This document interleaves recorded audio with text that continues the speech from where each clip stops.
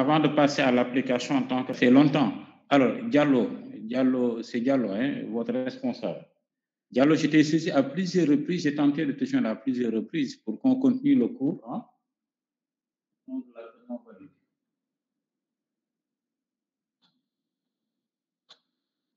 Est-ce qu'on peut faire le monde? Ah ouais, ok. Ah ouais, faire comme le copier. Est-ce que vous m'écoutez, vous m'entendez? Où est-ce qu'on s'était arrêté? Ah ouais, le poisson. Ah, il y a ça, c'est mieux fort. Il y a un téléphone fii.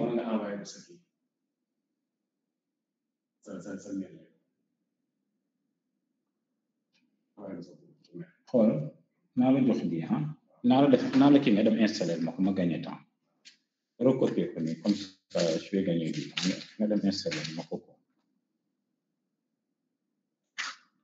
du am nga foofu connexion ah voilà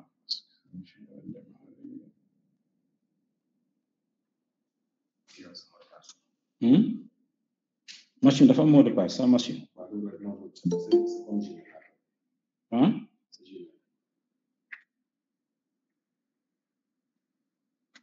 sama compte Gmail est-ce que nekk loolu moo tax demul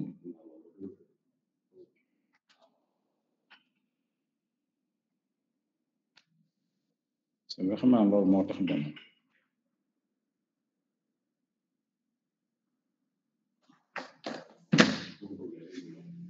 non.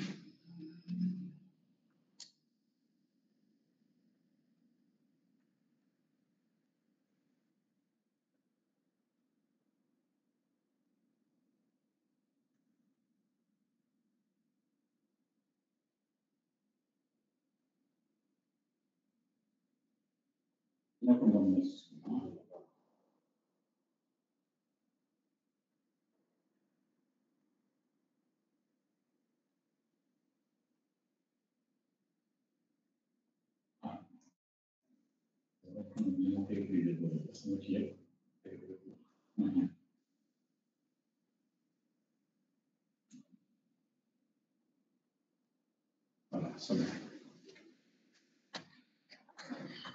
Kii baa ngi nii ah compte baa ngi nii mën nga kii faire nga dugaloon ma alors j'entends plus personne hein? Vous m'entendez? Oui, on entend bien. Ma valider sur mon téléphone.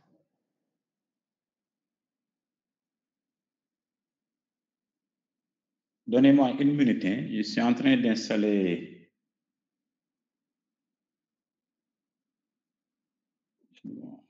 Oui, c'est bon. C'est bon, oui. Quelques formes de questionnaire. Question à valeur d'échelle, à échelle de valeur, question à échelle d'appréciation.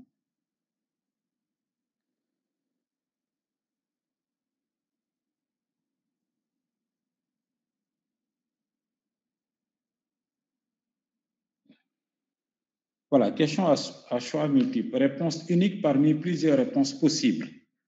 Ça, c'est parce que quand on vous donne plusieurs réponses uniques, c'est bon, alors ça marche. Voilà, et vous devez choisir une seule réponse. Et question à échelle de valeur, ici souvent, qu'est-ce qu'on vous demande? Donner un avis ou décrire une situation. Non, donner un ordre de préférence, classer les éléments proposés. Voilà. Par exemple, on peut vous donner un ensemble de jeux, on vous demande de les classer. Mais demandez de ne participer à la réunion. Donc, il ne participer, voilà.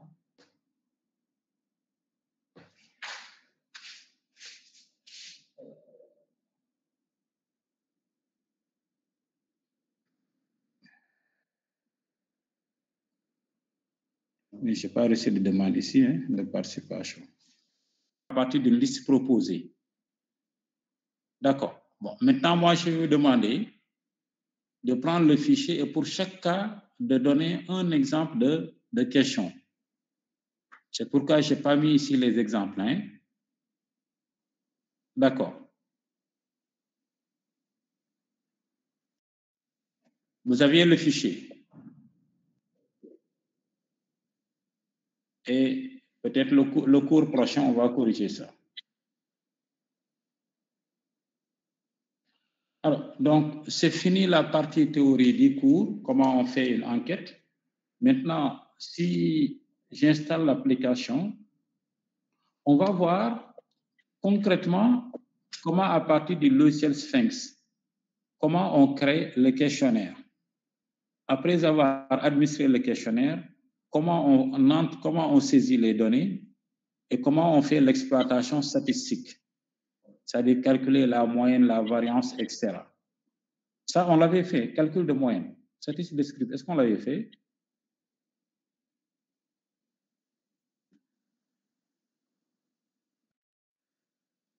Est-ce que quelqu'un peut me répondre? Parce que ça fait longtemps que nous n'avons pas fait cours. Hein? Non, on avait pas. C'est vrai qu'on va terminer ce cours rapidement. Je vais partager ce cours. On va voir où est-ce qu'on en était encore.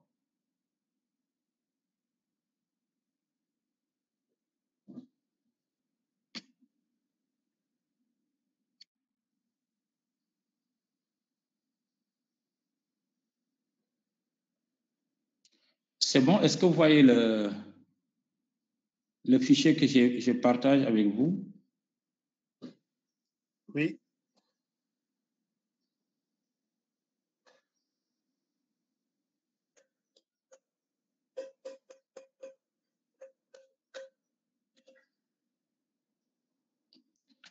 Alors,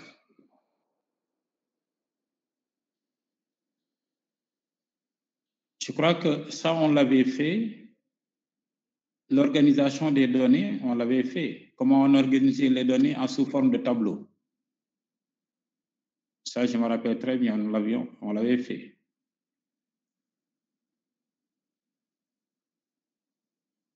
Maintenant, tableau de fréquence, hein, on peut continuer à partir de là. Représentation graphique. Alors, je vous rappelle, on avait dit diagramme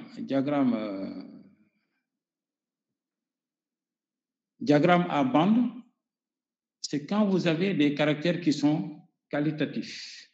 Donc, vous avez vu ici, mention au bac, on a mis passable à bien, bien, très bien.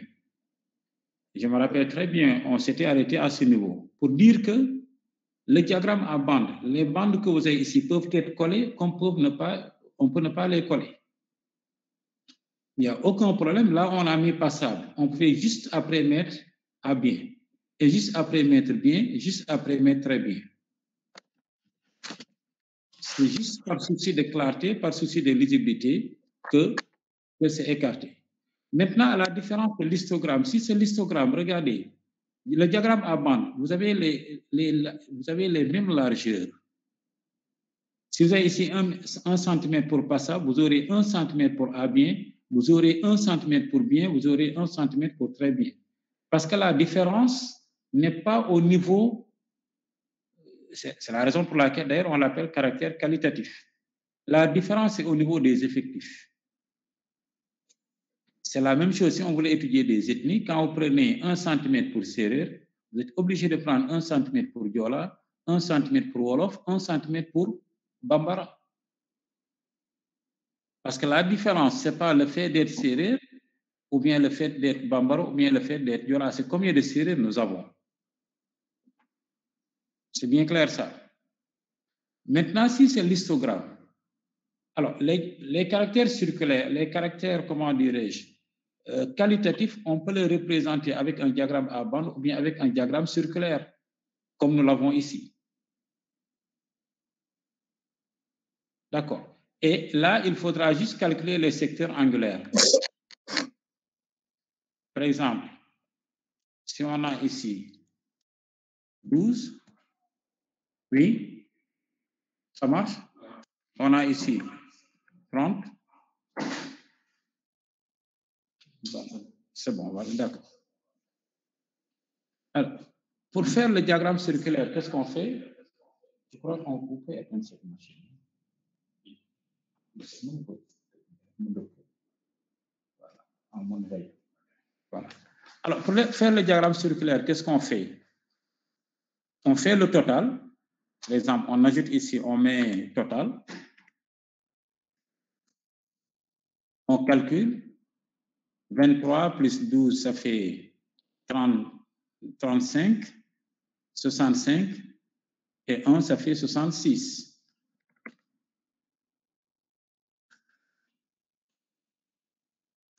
D'accord. Et qu'est-ce qu'on fait? On détermine les secteurs angulaires. Bon, faisons-le carrément quand même. Insérer ligne en dessous. Voilà. Bon, ici, mettons insérer colonne à droite. Voilà. On met ici total. Le total, ça fait, bon, mettons ici 4 et mettons 14.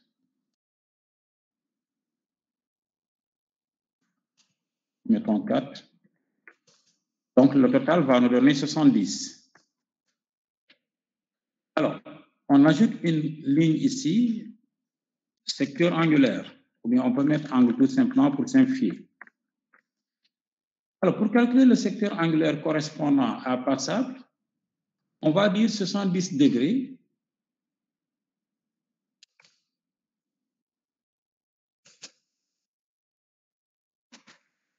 On va dire le total de 70 correspond combien? À 70, il correspond combien? 360 degrés.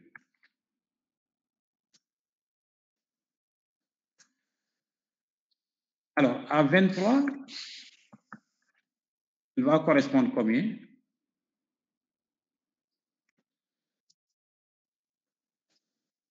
Il va correspondre X. On fait une règle de 3. Autrement dit, ça veut dire que X sera égal à quoi? 23. 23 fois 360. Voilà. 23 fois 360, c'est 70. Oui.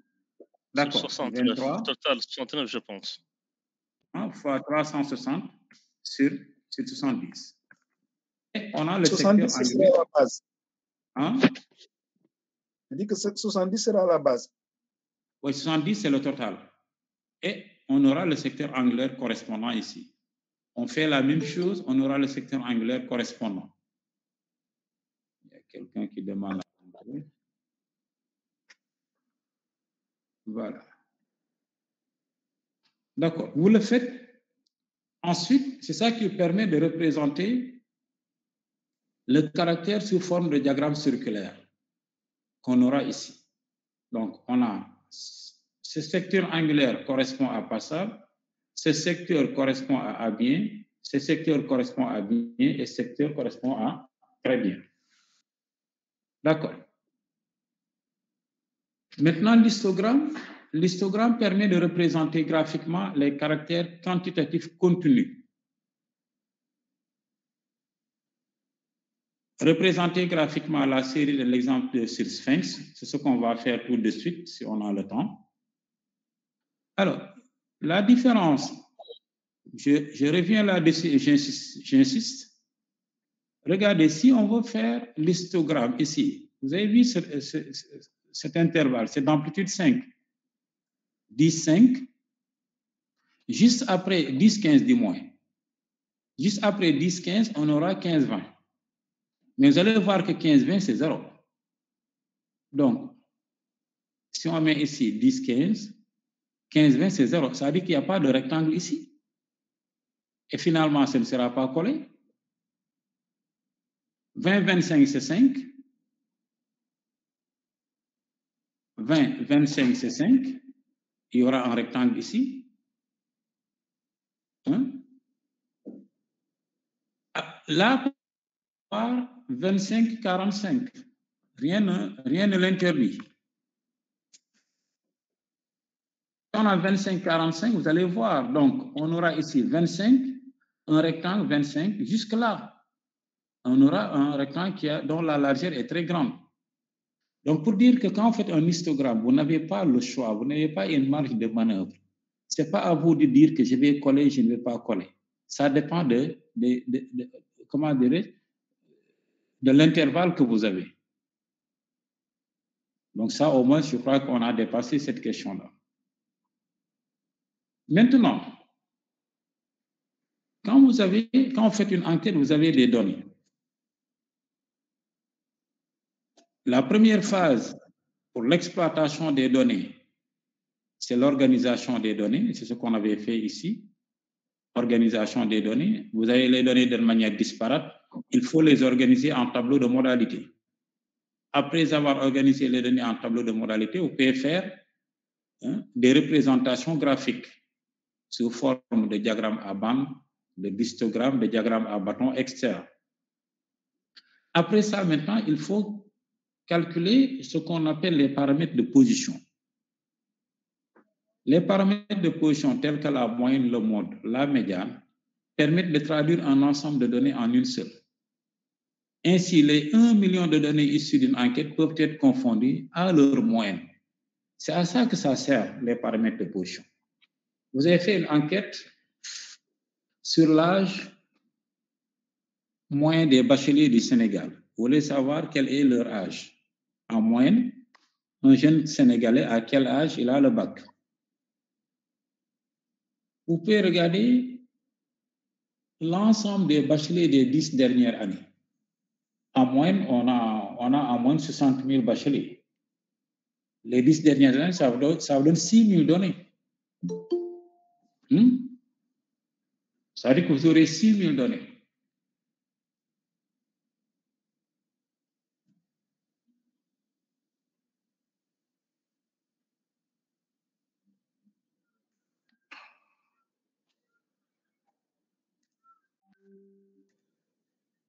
Alors, donc, si on vous dit quels sont les résultats de votre enquête, vous ne pouvez pas être là à rester les 6 000 données, à dire que Modou Sow avait 18 ans quand il avait le bac, Amadou Diallo avait 17 ans, etc. Non, vous allez prendre l'ensemble de ces données, vous allez calculer ce qu'on appelle la moyenne ou bien d'autres paramètres.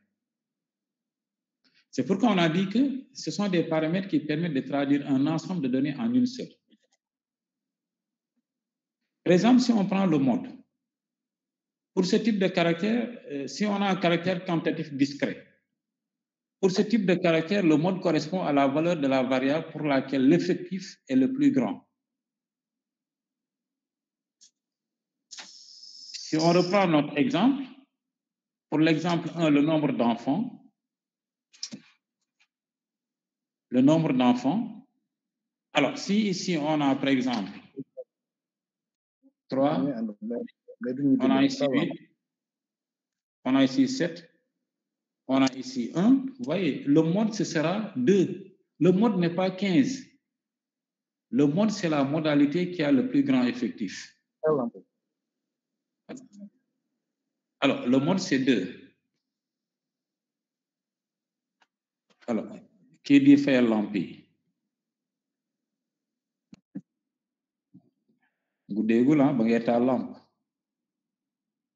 Désolé, c'est moi. Désolé. Plusieurs modes. On pouvait avoir ici des familles qui ont 3 enfants. Si on avait ici 15, vous voyez, on aurait eu 2 modes. 2 serait mode, 3 serait le mode de la série. Alors ici, on parle de... Le mode, c'est au masculin, ce n'est pas au féminin. Si c'est la mode, ça veut dire autre chose. Caractère quantitatif continu ou discret, dans le caractère où vous avez dans le cas où vous avez des classes. La classe modale est la classe dont la fréquence par unité d'amplitude est la plus élevée. Ici, il faut faire très attention.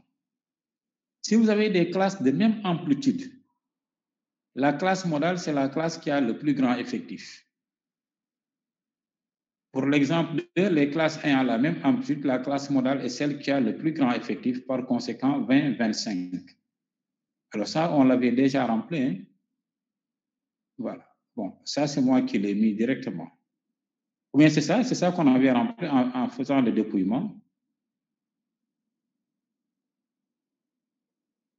Alors, regardez, ici, on a 10, 15, 15, 20, 20, 25, 25.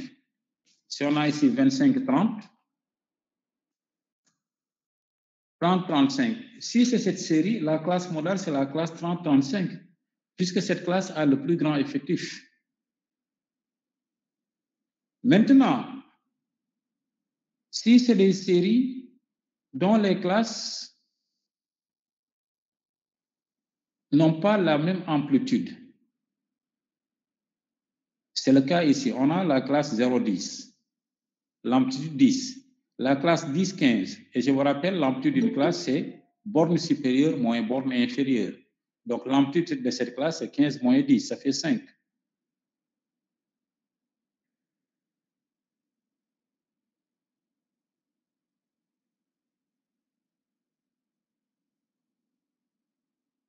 Donc, vous voyez, ici, on a une amplitude 10, ici, on a une amplitude 5.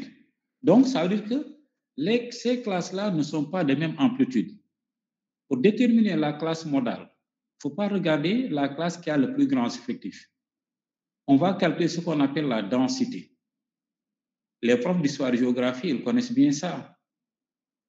Parce que, imaginez, si vous voulez comparer le taux d'occupation de la région de Dakar et de la région de Tamba, qu'est-ce qu'il faut faire?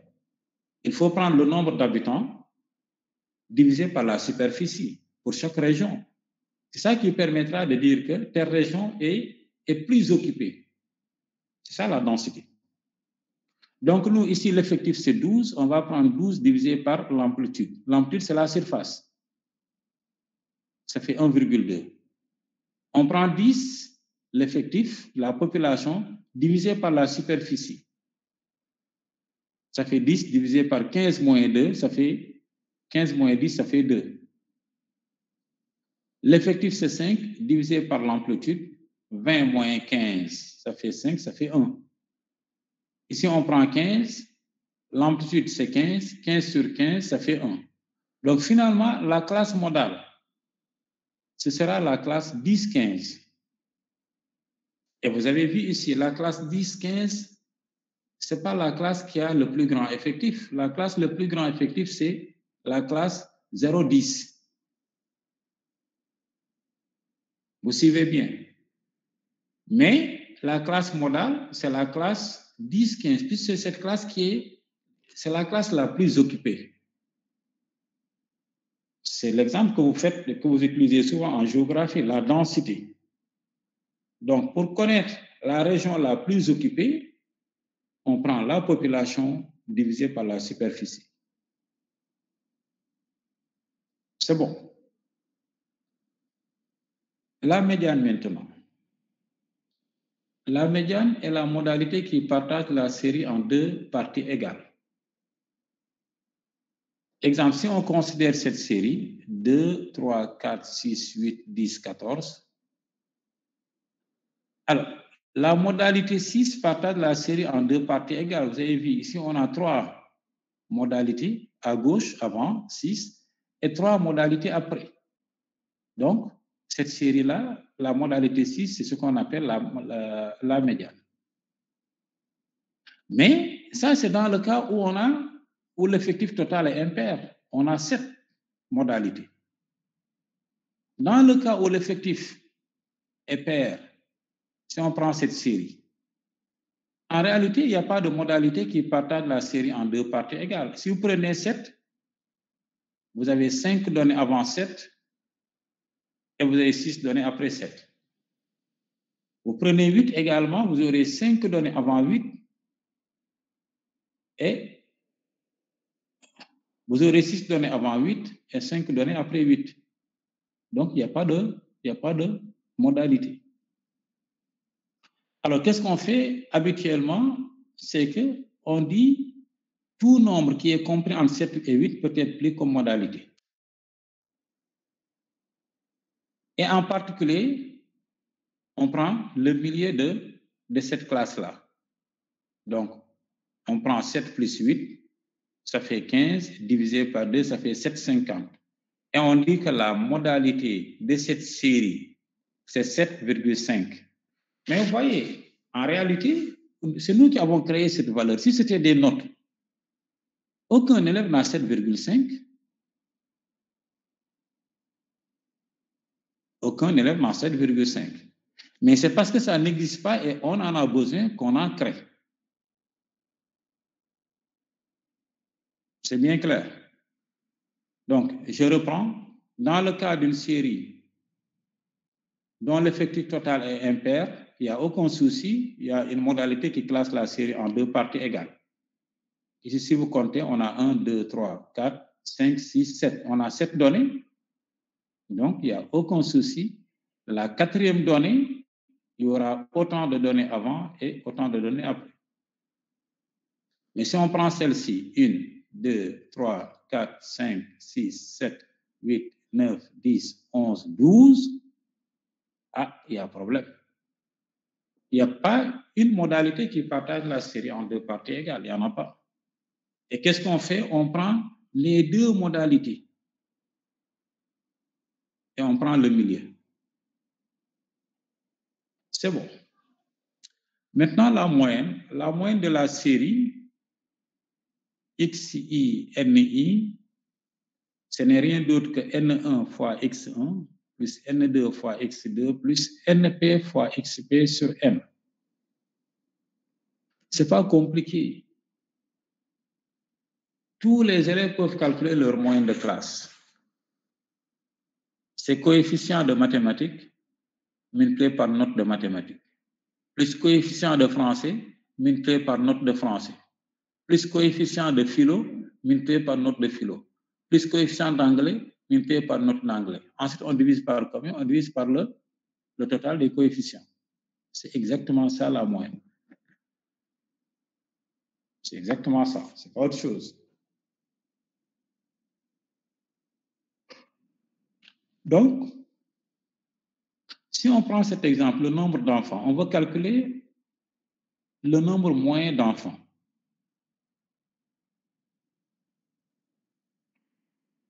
Zéro enfant, il y a 8 foyers qui ont 0 enfant. Donc, on calcule, on prend N1, ça c'est N1 fois X1. 8 fois 0, ça fait 0. Il y a 4 foyers qui ont un enfant, on prend 4 fois 1, ça fait 4. 16 foyers qui ont 2 enfants, ça fait 32. 16 fois 2, ça fait 32, ainsi de suite. Et on va faire le total des NI, ça fait 50. On additionne ici le total, on additionne ici les nombres que nous avons ici, ça fait 126. Et la moyenne n'est rien d'autre que 126 divisé par 50.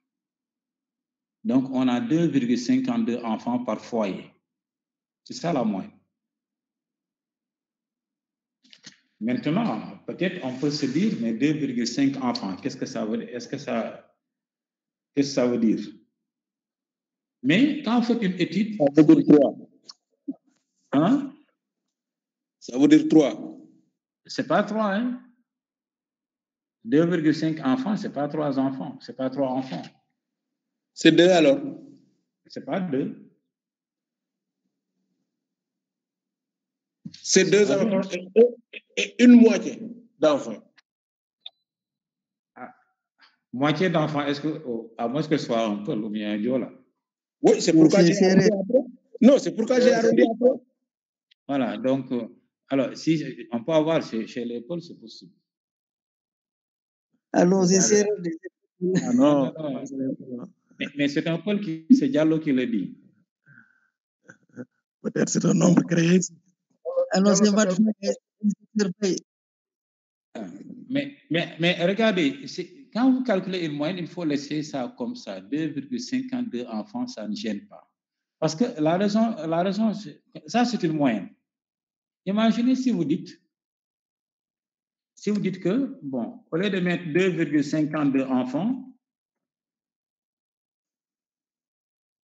2,52, on dit, bon, c'est à peu près, on arrondit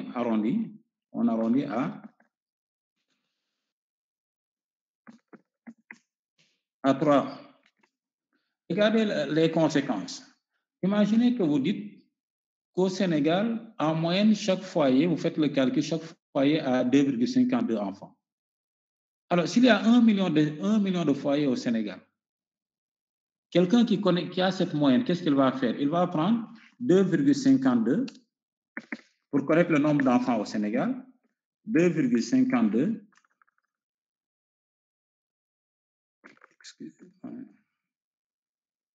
multiplié par 1 million.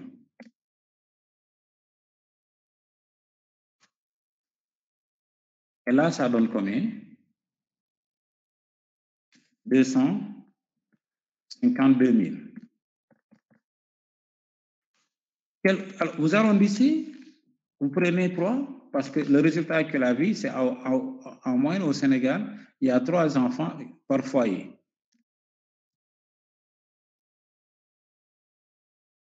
On va obtenir combien? 3 000 enfants. 300. Il y a une différence de combien? Il y a une différence de 48 000 enfants.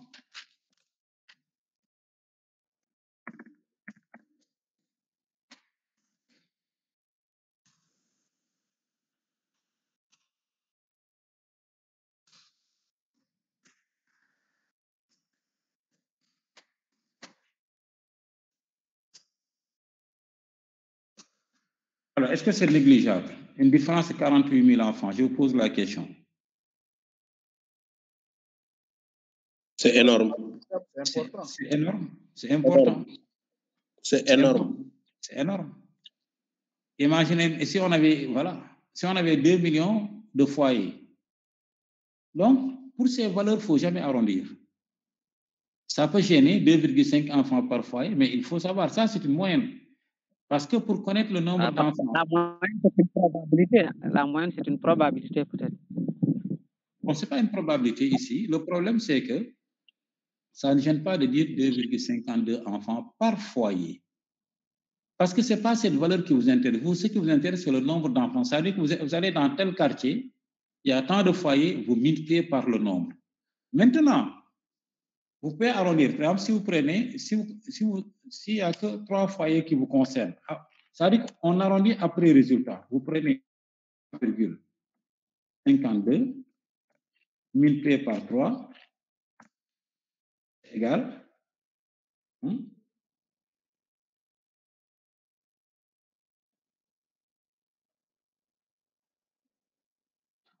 a dit vous prenez 2,52 multiplié par 3. Voilà, là ça fait 7,56 enfants. Alors ça c'est un résultat final. Le résultat final, vous pouvez l'arrondir maintenant en disant c'est 8 enfants. Mais le résultat intermédiaire, il ne faut jamais l'arrondir. Regardez ça, si vous l'avez arrondi, qu'est-ce que vous allez faire? Vous allez prendre 3, puisque c'est 3, vous allez dire 2,52, c'est 3 enfants. Je le multiplie par 3, ça fait 9. Vous voyez l'erreur que vous commettez. Donc, on arrondit après avoir terminé tous les calculs. Ces moyennes, il faut toujours les laisser comme ça. Maintenant, quand vous avez une série qui est répartie sous forme de classe, pour cette série, comment on fait pour calculer la moyenne? On ne peut pas procéder de la même manière que tout à l'heure. On ne peut pas prendre 12 multiplié par l'intervalle. Ce n'est pas possible. Ça n'a pas de sens. Alors, qu'est-ce qu'on fait? On calcule d'abord le centre des intervalles.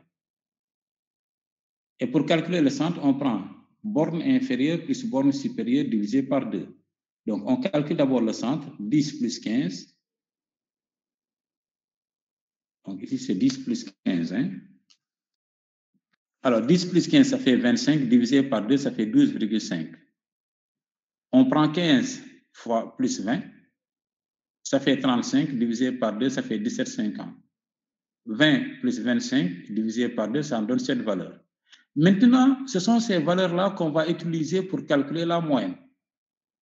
On va prendre 12 multiplié par 12,5. Cette valeur. Comment on l'obtient? On prend 12 multiplié par 12,5. Et c'est ça qui donne 150. Là également, on prend cette valeur 16 multiplié par 17,5. Et c'est ça qui donne cette valeur.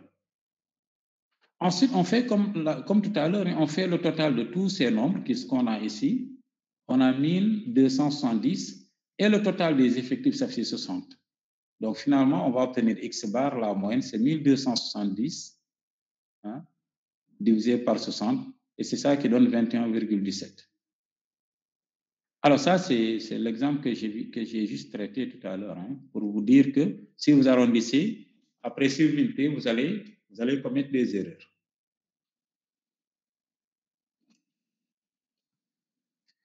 Paramètres de dispersion maintenant.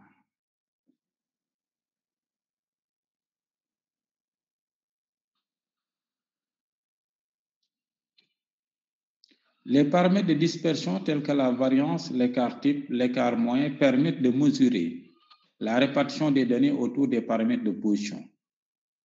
Un paramètre de position est d'autant plus bon que les données sont concentrées autour de lui. Par conséquent, les paramètres de dispersion sont petits. Alors, ça, c'est très important. Souvent, quelqu'un peut calculer la variance, mais il ne sait pas à quoi ça sert. Calculer la moyenne, il ne sait pas à quoi ça sert. Regardez ici, deux enquêtes A et B faites sur le même caractère d'une même population ont donné les résultats suivants. La première enquête A donne une moyenne de 13. La deuxième enquête donne une moyenne de 12. Ici avec une variance de 0,5, ici avec une variance de 2. On peut se demander, puisque ces deux enquêtes qui ont été faites par deux personnes différentes, hein, quelle est la meilleure? Donc, une moyenne, souvent on a la tendance, chaque fois quand on a des données, quand on fait une enquête, on calcule la moyenne. Mais des fois, la moyenne n'a pas de sens. La moyenne n'a pas de sens. Regardez. Si vous avez deux candidats, un candidat A avec une moyenne de 12, variance, bien écart type,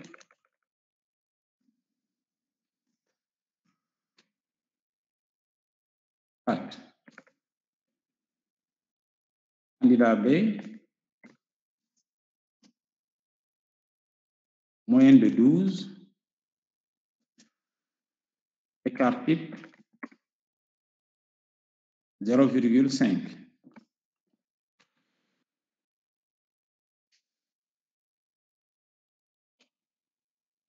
Ça, c'est un concours. Hein? Allez choisir quel candidat? Entre le candidat A et le candidat B. Le deuxième. Le deuxième. Quelqu'un d'autre pour me donner un avis?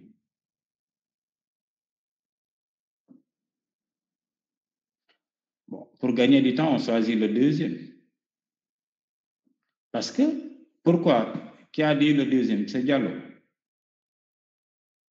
Non, c'est Matfay qui l'a dit. Hein? C'est Matfay. Ah, c'est Matfay, voilà.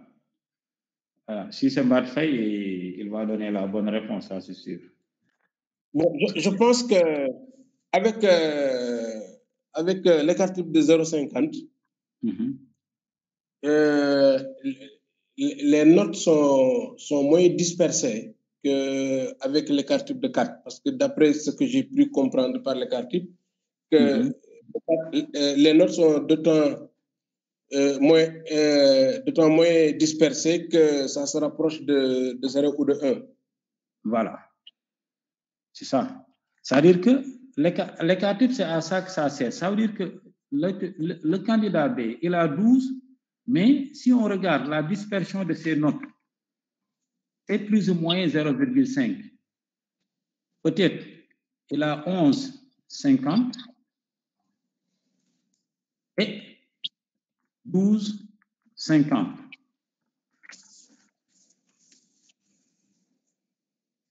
Est-ce que vous voyez? Vous avez ici 12 au milieu. Donc, l'écart de ces notes avec 12, c'est 0,5. Tandis que le candidat B, l'écart de ses notes avec sa moyenne, peut-être lui, il a 8.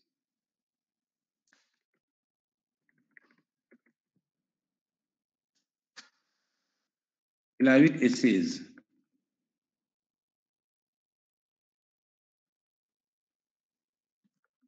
Mais entre les deux, entre les deux, qui mérite le plus 12? Lui, il a 8 et 16. On fait sa moyenne. C'est le deuxième. Hein? C'est le deuxième. Voilà, c'est le deuxième qui est plus constant. Voilà, c'est le deuxième qui mérite le plus 12. Moi, l'exemple que je donne, imaginez, vous avez un élève, il a 2 et 18. Un autre élève, sa moyenne, ça fait 10 dans ce cas-là. Un autre, il a 9 et 11.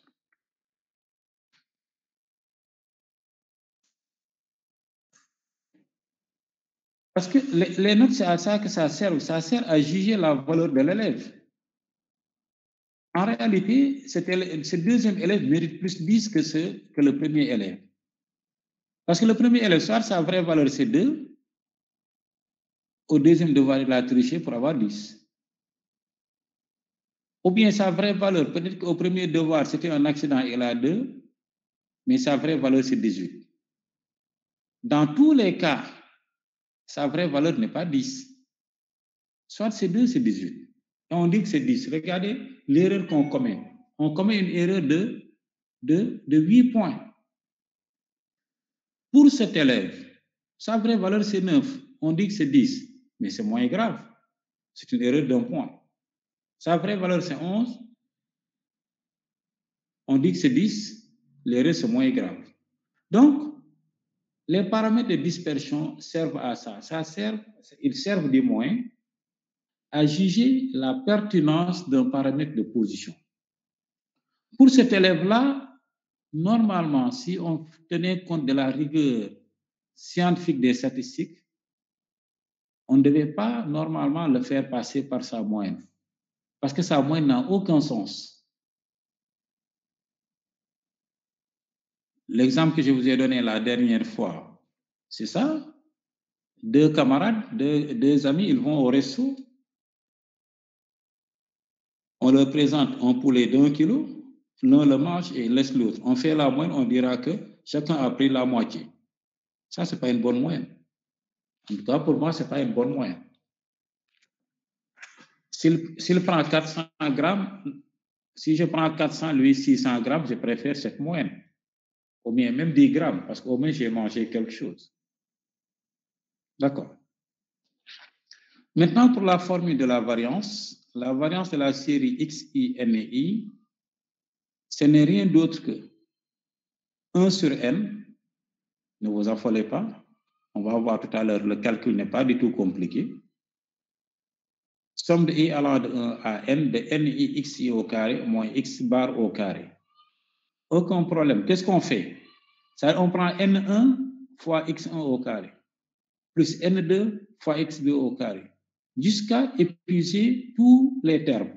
On divise par le nombre de termes, on calcule tout ça, on prend le carré de la moyenne. Un exemple très simple. Si on a cette série, 0, 1, 2, 3, on a ici les NI, 8, 4, 6, etc. Alors, qu'est-ce qu'on fait? On calcule d'abord XI au carré. C'est la série que nous avions tout à l'heure. Hein? C'est cette série-là.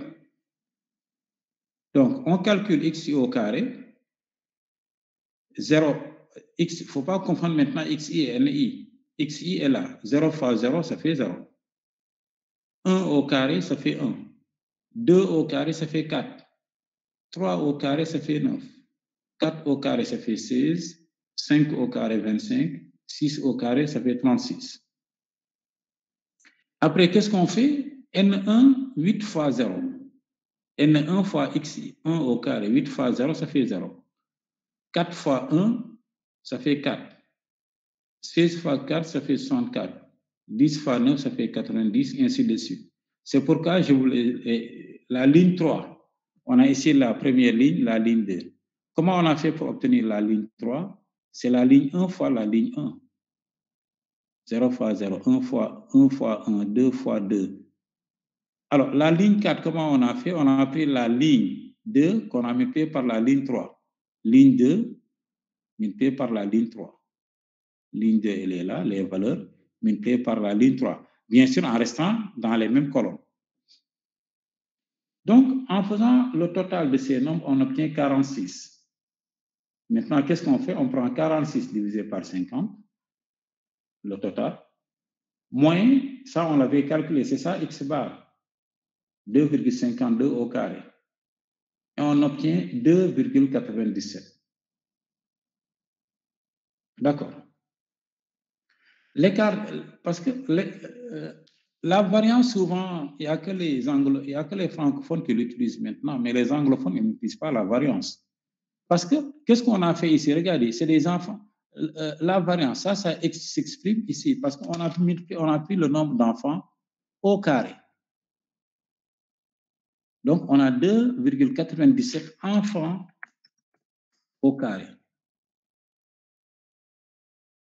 Tout est élevé au carré. Regardez la formule. Tout est élevé au carré. Donc, le résultat sera des enfants au carré. Ça n'a pas de sens.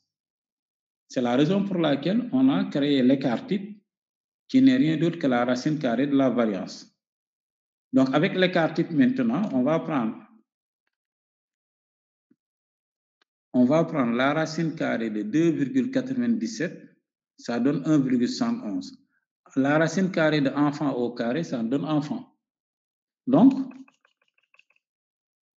l'écart type s'exprime dans la même unité que les données.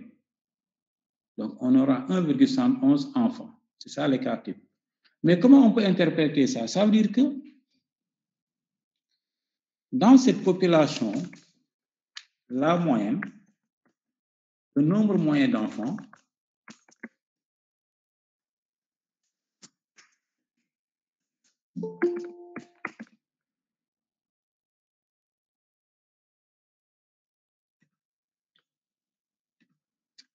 ça veut dire que le nombre moyen d'enfants par foyer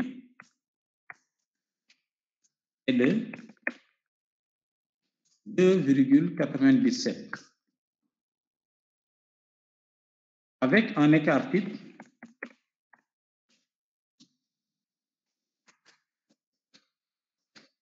de 1,71.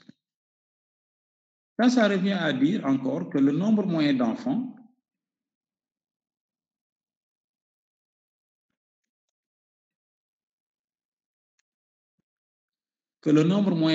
par foyer est plus ou moins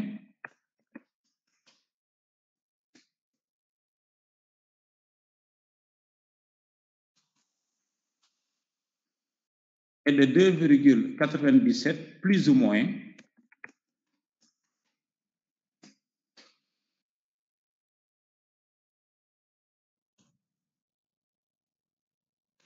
1,71 enfants.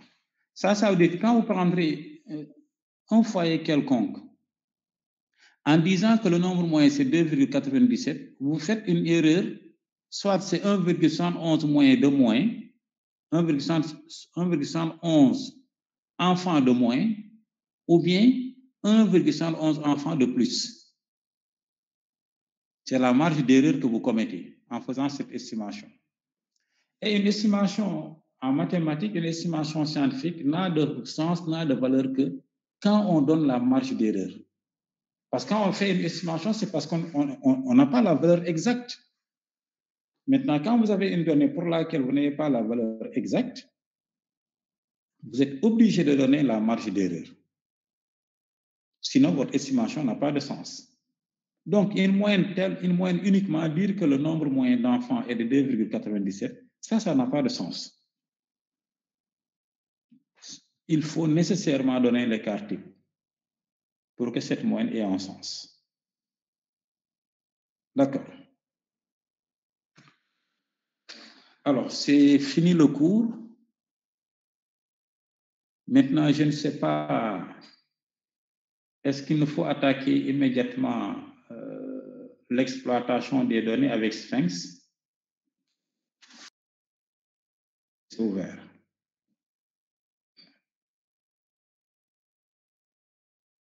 Voilà. Je vais rectifier tout ça et je vous l'enverrai. Maintenant, il faut tout faire pour vraiment vendredi, d'ici vendredi, aujourd'hui c'est mercredi, vraiment pour télécharger le logiciel Sphinx. Je sais qu'avec les MacBooks, souvent, ce n'est pas évident, mais avec les autres ordinateurs, ça ne pose pas de problème. Voilà, donc on peut s'arrêter. Voilà, donc on peut faire ça. Et je précise ça dans le groupe pour ceux qui n'étaient pas présents. Alors, avant que je n'oublie, le vendredi, cette séance, la présence, elle est obligatoire. Si vous n'assistez pas, vraiment, vous ne pourrez pas rendre le travail que je vais vous demander, mais difficilement. Il faut bien essayer. Moi, je préfère, et ce n'est pas mieux même de le faire lundi, pour permettre aux gens de télécharger, de prendre toutes les dispositions. D'accord. Déjà bien, le lundi, c'est bien. Hein? Non, le vendredi, c'est bon. Le lundi, c'est bon, monsieur qui. Non, parce que le lundi, je crains d'ici vendredi que vous ne puissiez pas informer tout le monde. Ce qui m'était arrivé l'année dernière, j'étais obligé de refaire le cours à plusieurs reprises. Prenez une date où vous aurez le temps de télécharger le logiciel, où vraiment le maximum d'auditeurs seront là. Oui, mais oui, lundi c'est bon. Ça pourra permettre de ratisser large. Voilà, exactement. Parce qu'après, moi, le travail que vous allez rendre va... je vais demander tout simplement d'imaginer une enquête. Si vous pouvez faire une enquête, vous le faites. Ou bien vous-même, vous pouvez imaginer une enquête, faire le questionnaire, imaginer les réponses et les mettre dans le logiciel. Donc, ce sera une enquête complètement, vraiment une enquête de bout en bout que vous allez faire. Et si vous ne maîtrisez pas le logiciel, vous ne pourrez pas le faire. Lundi à 16h. Voilà, donc lundi. Donc, on se fixe rendez-vous lundi. Bonsoir. Bonsoir.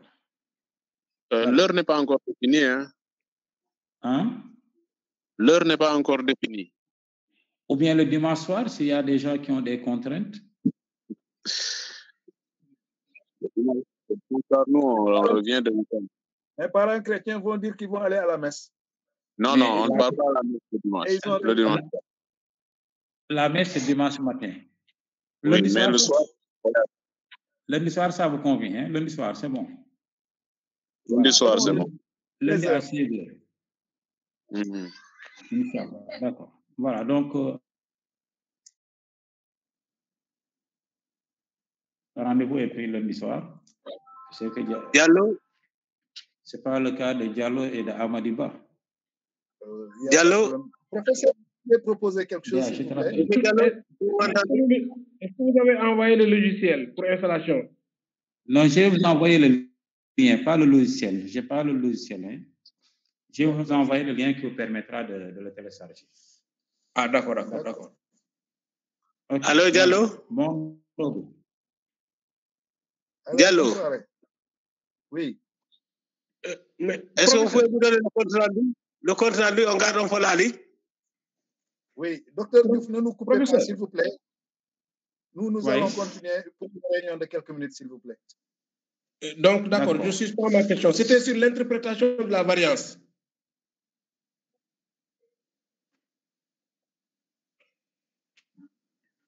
Ah, c'est une question pour moi, ou bien? Oui, c'est pour vous.